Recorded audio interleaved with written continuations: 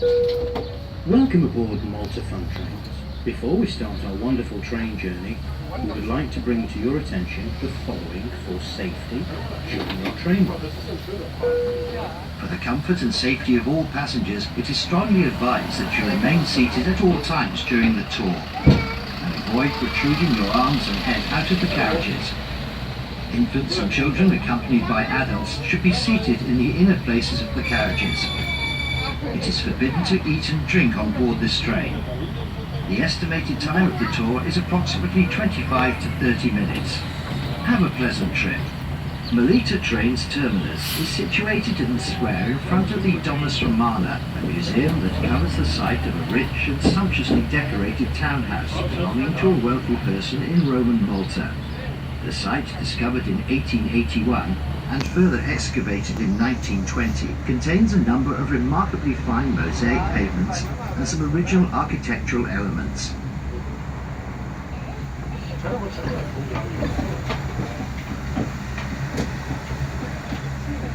On the left-hand side we have Howard Gardens, named after Malta's first Prime Minister. The gardens, which are a popular sightseeing spot, form a natural border between Mdina and neighbouring Rabat. Further up to your left we have the main gate to Mdina, which was erected in 1724 by Grand Master de Villena. The main gate is reached by a narrow stone bridge over a moat dug and decorated with stone trophies of arms supported by lions.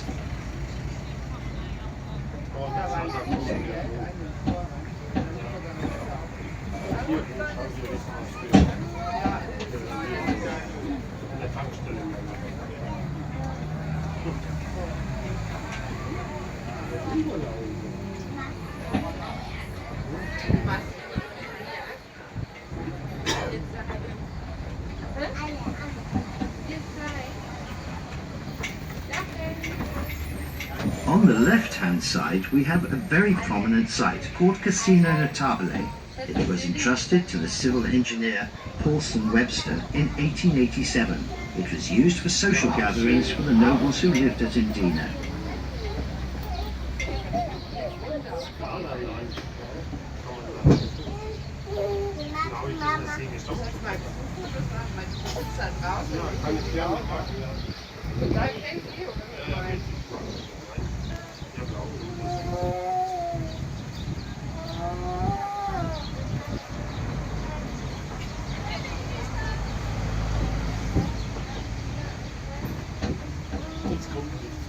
On your left you are regaled with one of many spectacular views of the area of Malta experienced on this tour.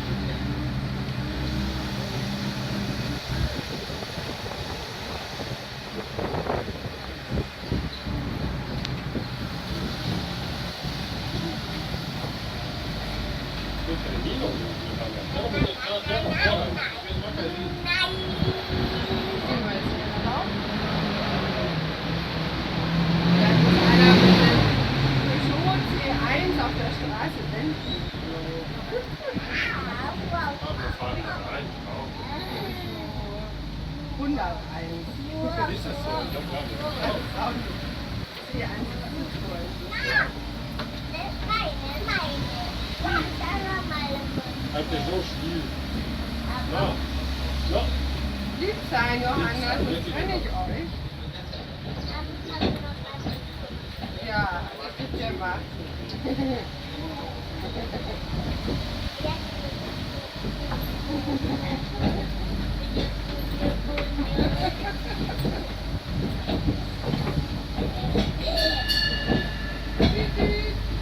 Alles ist sie lieb am Tag.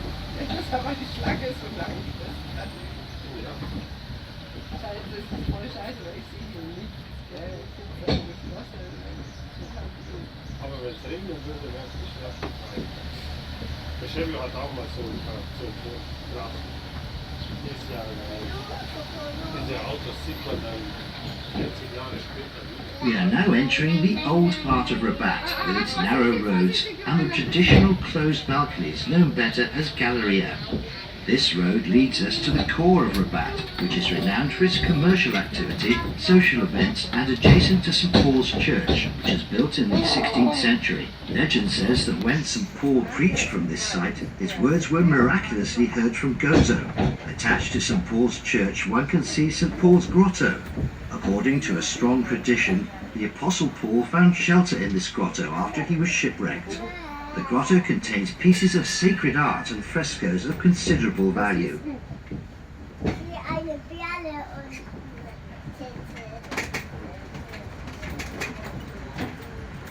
Hier, Boys School. Hier, Boys School.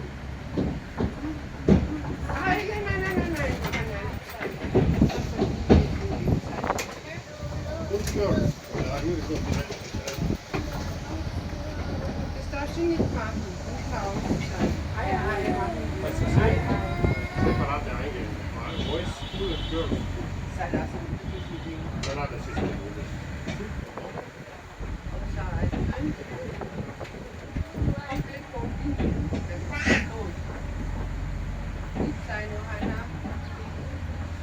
On the left-hand side is St Paul's Church and Grotto.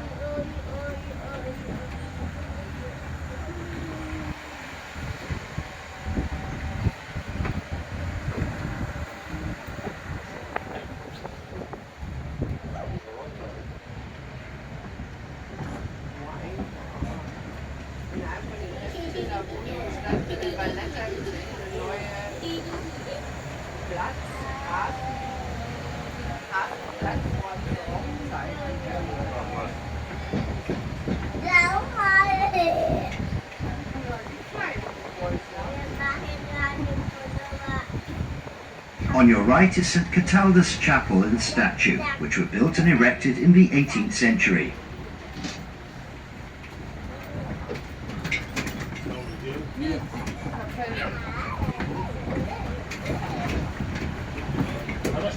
On the left we have St Paul's Catacomb.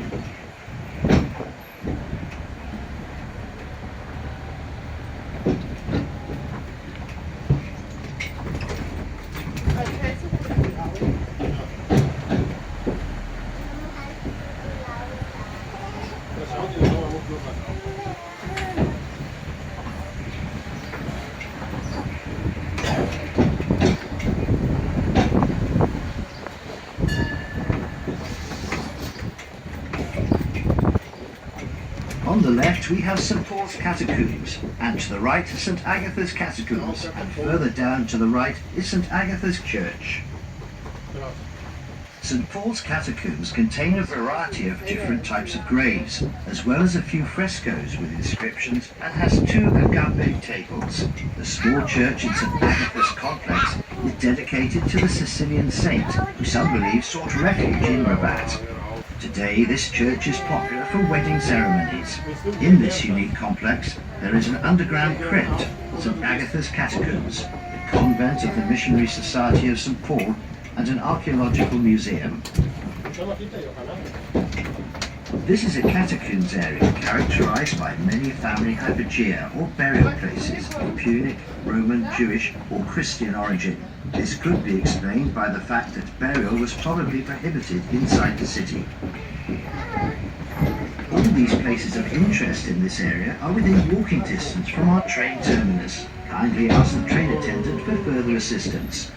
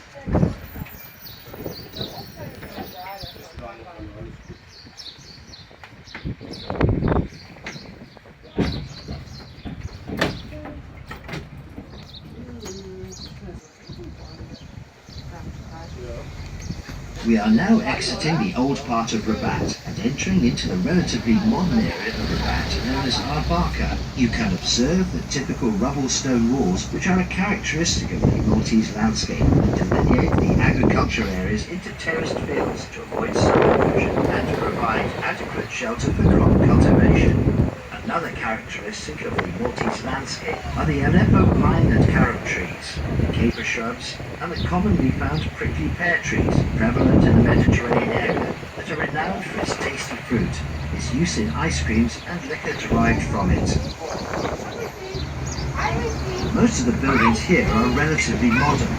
However, Punic remains prove that Arbaka has been inhabited in Phoenician times. Archaeological excavations have brought to light 3 Punic tombs. It is the only site in Rabat where terracotta sarcophagi have been found.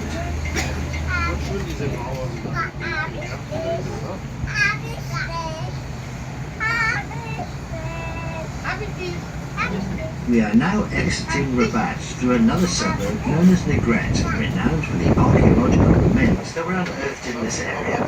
In Negret, 19 tombs were found. Contents of one of these graves date to early 6th century BC.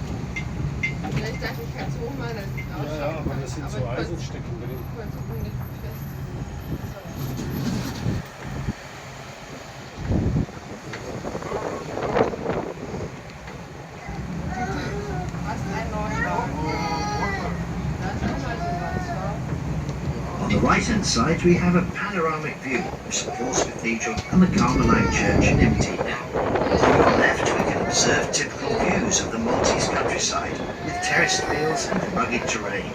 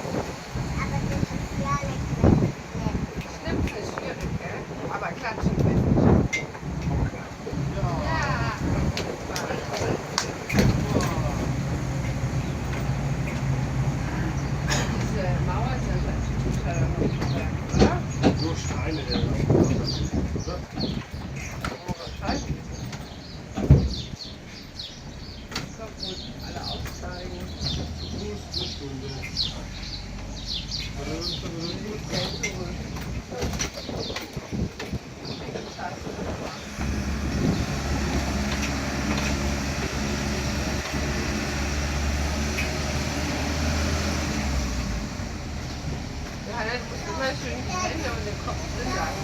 Ja? Dann kann man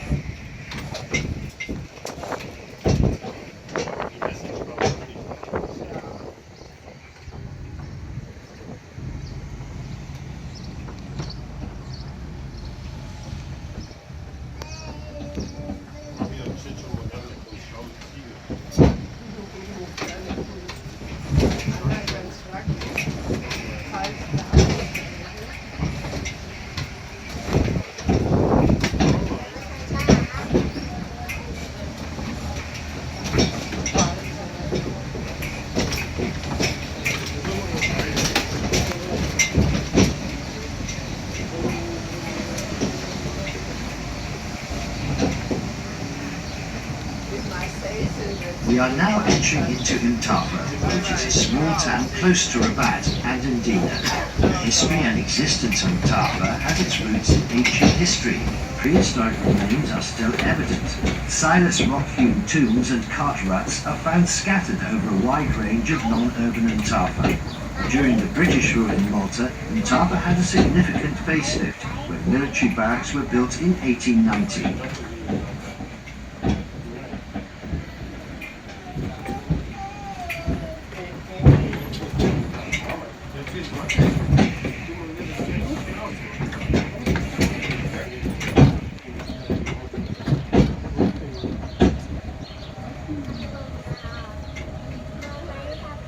Oh, Johanna, dann setze ich dich neben mich und du isst die Beeren, okay? Ich habe jetzt echt keine Lust mehr, wenn ich Zucker nehme und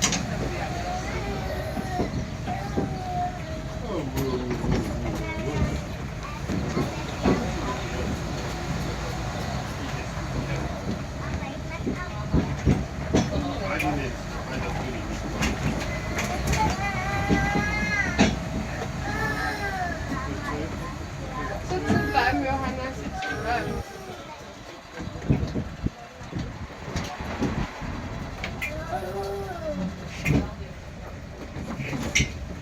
Ich halte sie hier fest, okay? Ich halte sie fest und du kannst schön rausnehmen.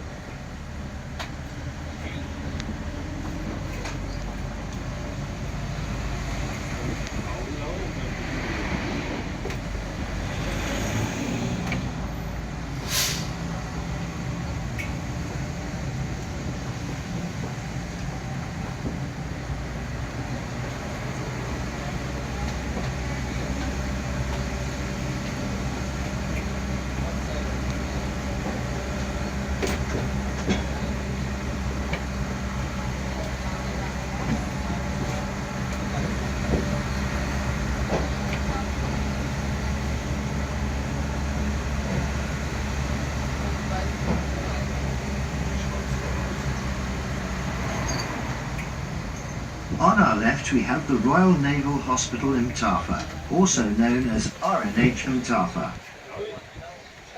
The Royal Naval Hospital was the main hospital for the British forces in the Eastern Mediterranean until they left Malta in 1979. Thereafter it was converted into a state secondary school named after Maltese historian Sir Temi Zamit. As Mtafa became a hive of activity, several locally engaged workmen had to make way to the village by the very limited means of transport available at the time. In fact, in 1883, the Malta Railway was extended to the limits of Mtafa. In the 80s, several modern apartments were built. Ex-military establishments were converted to civilian use, including centres for the care of persons with disability, a pastoral centre, and an elderly home.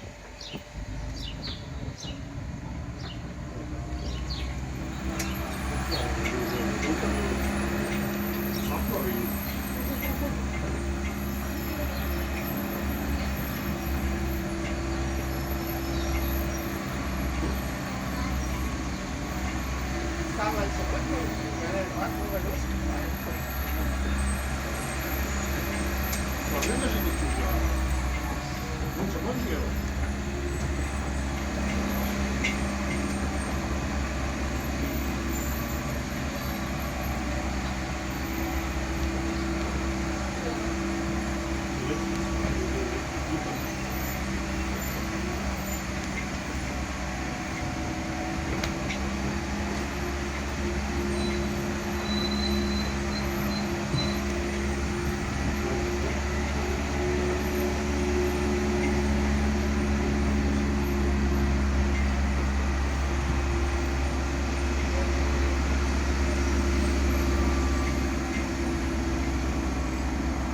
Right in front of us, we have an outstanding view of the old capital, Mdina.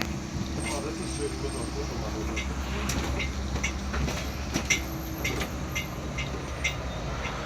Warte mal ganz kurz, Johanna.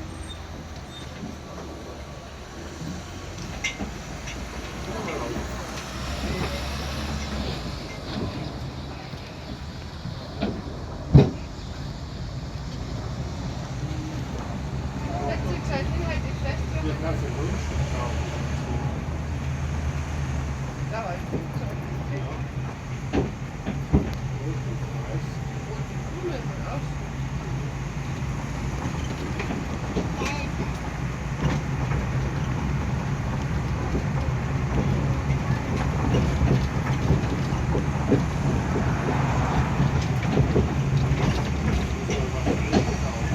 Ja. Ist die da noch aufstellen? Macht ihr keine Hoffnung?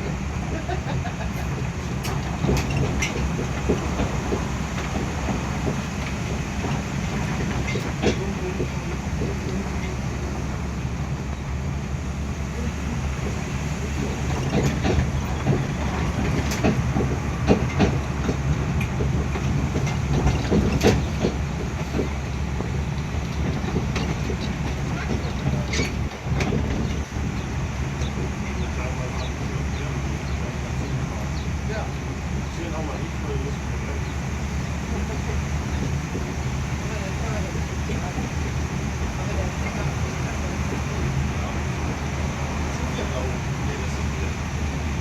Doch, da haben wir ja angefangen. Ja, daneben reinfahren kann man da nicht. Da ist das Vorfahrt, kann man da rein.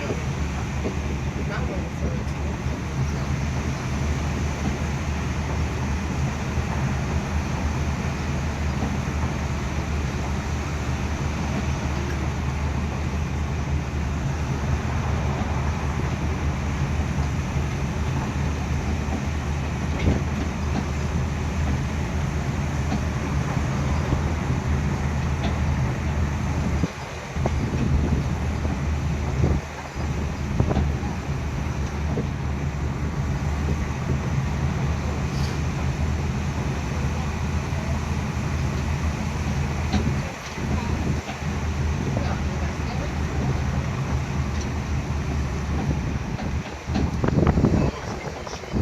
Ja, mit den Blumen. Sieht im Sommer und Herbst nicht so schön aus. So toll.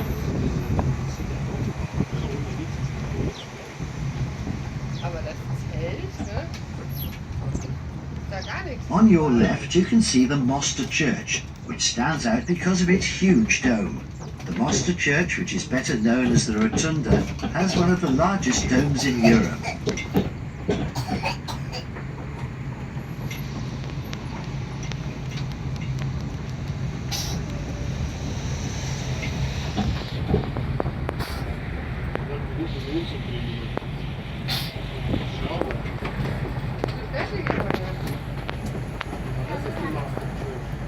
Ja, jetzt.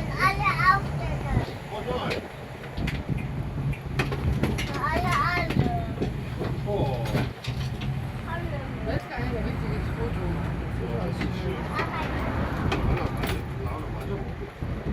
Mdina, with its medieval and Renaissance palaces, churches and fortifications, and its narrow streets, has a character of its own. It was the island's capital city until 1568, when the Knights of St. John, after winning the Great Siege of 1565, built the new city of Valletta.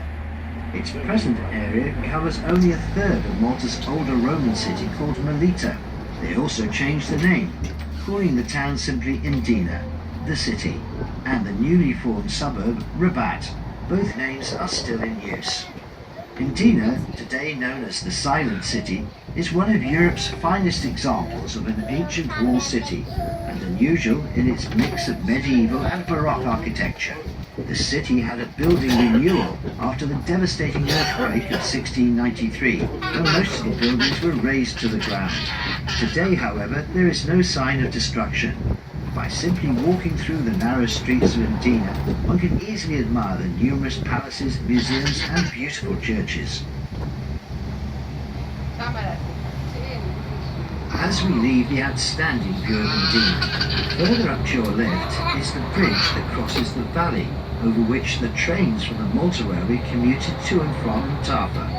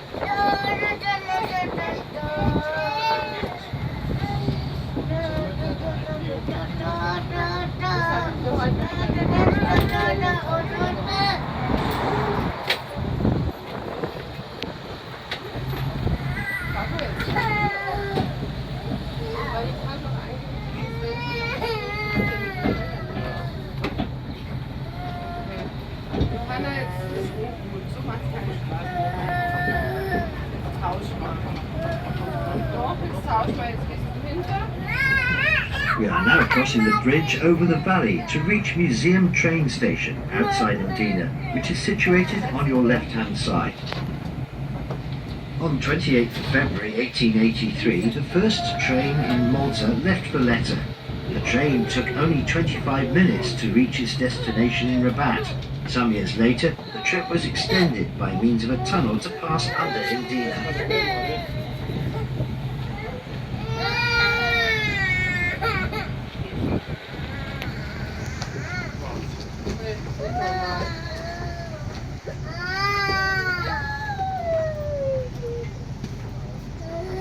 Čemu se suba prašce crkve? Sve na auto, da su pjanja.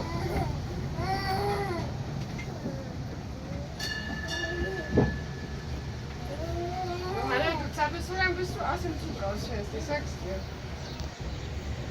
Das ist ein teurer, das heißt.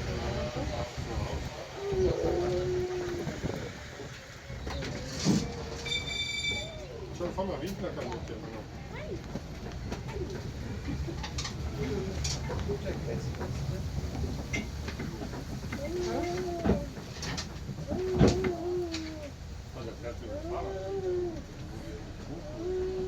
Und dafür, da darf man nicht.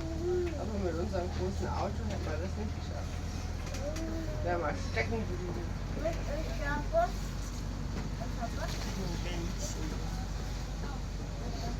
welcher Bus?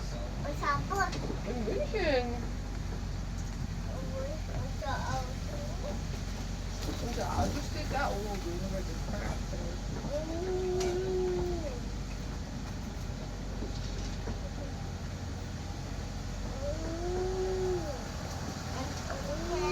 On your right, as we go up the hill, we have Ain Hammam, Turkish baths, an ancient fountain of the Roman period fed from a spring below Mdina.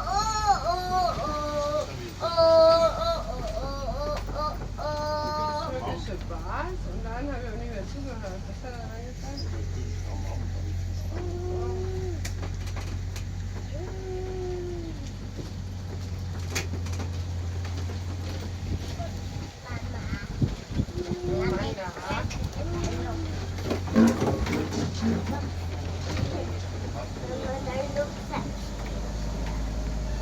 Johanna, bleib bitte sitzen. Johanna, stell dich da, bitte. Wir sind immer damit, wenn man gleich aussteigen. Okay?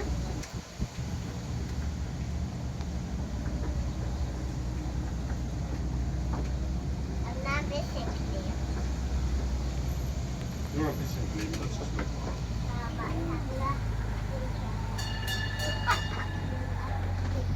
Ja, die stehen in der Mitte. Du musst ja die waschen, Johanna. Du stinkst. Nee, nur ein bisschen.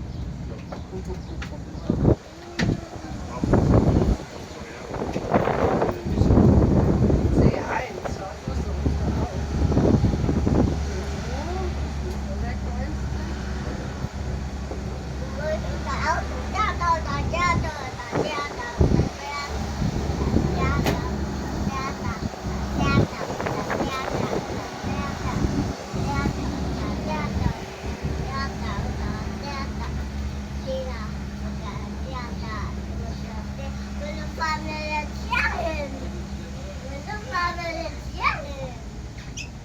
On your left, we can observe the imposing and magnificent bastions of Mdina in the vicinity of Greek Gate, which is Mdina's secondary main gate, which is said to have been inhabited by a Greek colony in the Byzantine period. Sadly, we're now nearing the end of our train ride. Please kindly remain seated in the train until the train is stationary. We'd like to remind you not to leave any valuable items behind when you leave the train.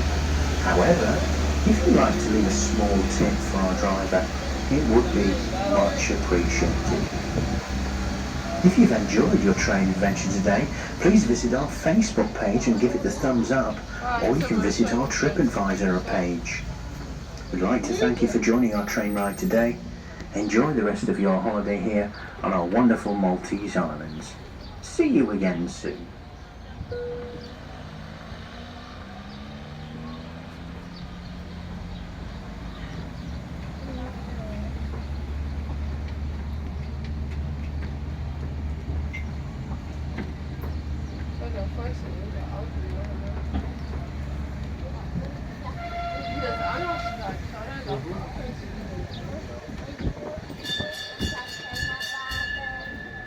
Erstmal ein Papa, genau.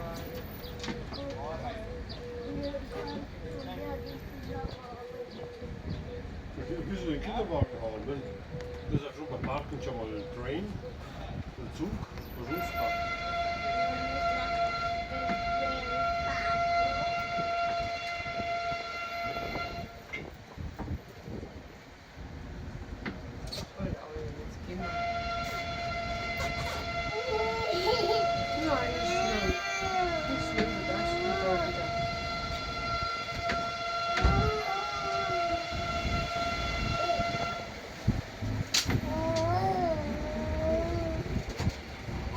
Zugeparkt, oder?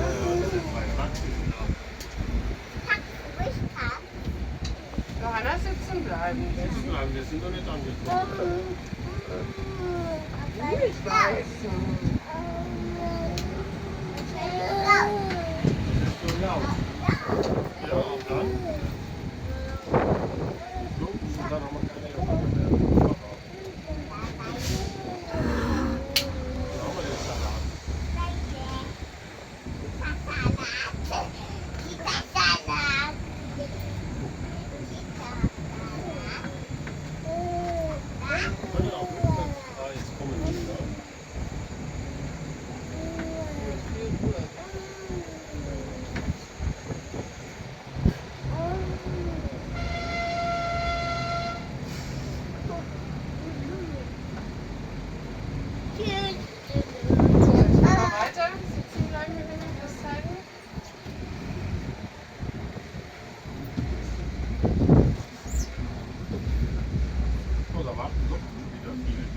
bei dem Wetter. Jetzt ist es wieder schöner, gell? Mal Das mehr. ist ja schnell, wie schnell das geht.